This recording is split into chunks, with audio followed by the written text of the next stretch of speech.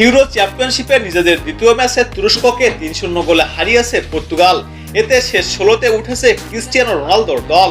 ২ ম্যাচে ৬ পয়েন্ট নিয়ে এফ গ্রুপের শীর্ষে আছে একবারের চ্যাম্পিয়নরা। রোনালদো গোল পাননি, তবে রেকর্ড সেই অপেক্ষায় থাকেনি।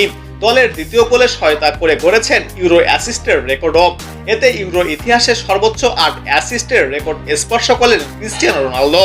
এতদিন রেকর্ডটি এককভাবে ছিল চেক প্রজাতন্ত্রের সাবেক উইঙ্গার কালেস কোভাচকির।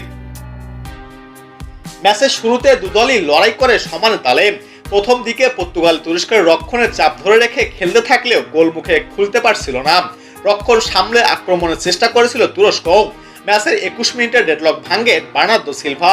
নুনেন মেন্দেসের পাসের ডিক্লেস থেকে সিলভার কাছে পৌঁছায়। বক্সের মাঝ থেকে দারুণ এক শটে জালে জল পরিয়ে দেন তিনি। ২৯ মিনিটে আত্মঘাতী গোলে ব্যবধান দ্বিগুণ হয় পর্তুগালের। শেষ সময়ে আর কোনো গোল না হলে শেষ ১৬ টিকিট নিয়েই মাঠ ছাড়ে পর্তুগাল। ২ ম্যাচে পূর্ণ ৬ পয়েন্ট নিয়ে নকআউট পর্বে এসেছে তারা। তবে ২ ম্যাচে ৩ পয়েন্ট নিয়ে শেষ ১৬ সম্ভাবনা টিকিয়ে রেখেছে তুরস্ক।